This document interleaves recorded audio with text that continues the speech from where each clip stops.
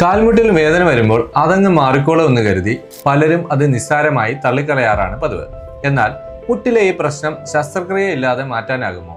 അല്ലെങ്കിൽ കാര്യങ്ങൾ കൂടുതൽ ഗുരുതരമായ ഘട്ടത്തിലേക്ക് പോയോ എന്നത് ഈ 5 ലക്ഷണങ്ങളിലൂടെ നമുക്ക് തിരിച്ചറിയാം. ഇതിൽ 5ാമത്തെ ലക്ഷണമാണ് നിങ്ങൾക്കുള്ളതെങ്കിൽ നിങ്ങളുടെ മുട്ട് ഗുരുതരമായ അവസ്ഥയിലേക്ക് മാറിയിട്ടുണ്ടെന്ന് മനസ്സിലാക്കാം. 1. രാവിലെ എഴുന്നേൽക്കുമ്പോൾ മുട്ടിൽ സ്റ്റിഫ്നെസ് അനുഭവപ്പെടാറുണ്ടോ? ഇത് മുട്ടിനുള്ളിലെ ഇൻഫ്ലമേഷൻ അല്ലെങ്കിൽ ഏർലി ഓസ്റ്റിയോ ആർത്രൈറ്റിസിന്റെ സൂചനയായിരിക്കാം. 2.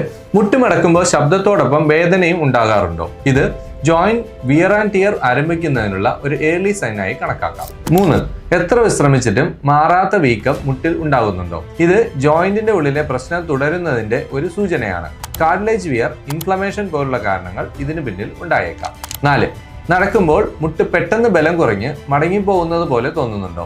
ഇത് ജോയിന്റ് സ്റ്റെബിലിറ്റി കുറയുന്നതിന്റെ ഒരു ലക്ഷണമായിരിക്കാം. ഇനി ഈ 4 ലക്ഷണങ്ങൾ കാണുമ്പോൾ തന്നെ ശരിയായ പരിശോധനയും ചികിത്സയും ആരംഭിച്ചാൽ, അതായത് physiotherapy, exercise, wait control, life style changes എന്നിവ വഴി പലപ്പോഴും ശസ്ത്രക്രിയ ഒഴിവാക്കാൻ നമുക്ക് കഴിയും. എന്നാൽ 5ാമത്തെ ലക്ഷണം, മുട്ടുമടക്കുമ്പോൾ എല്ലുകൾ തമ്മിൽ നേരിട്ട് ഉരസുന്നത് പോലെ കഠിനമായ വേദന, അതായത് ദൈനംദിന കാര്യങ്ങൾ ചെയ്യാൻ തന്നെ നിങ്ങൾക്ക് ബുദ്ധിമുട്ടുണ്ടാകുന്നുണ്ടോ? എങ്കിൽ ഇത് കാർട്ടിലേജ് വളരെ കുറയുകയോ നശിക്കുകയോ ചെയ്ത അഡ്വാൻസ്ഡ് സ്റ്റേജ് ആയിരിക്കാം. ഈ ഘട്ടത്തിൽ ട്രീറ്റ്മെന്റ് കൂടുതൽ കോംപ്ലക്സ് ആകും. ചിലർക്ക് സർജറി ആവശ്യമായി വന്നേക്കാം. അതുകൊണ്ട് തന്നെ വേദന സഹിച്ച് കാത്തിരുന്ന് കാര്യങ്ങൾ 5ാമത്തെ ഘട്ടത്തിലേക്ക് എത്തിക്കാതെ ചെറിയ ലക്ഷണങ്ങൾ കാണുമ്പോൾ തന്നെ ഒരു ഡോക്ടറെ കണ്ട് കൃത്യമായ പരിശോധന നടത്തുക.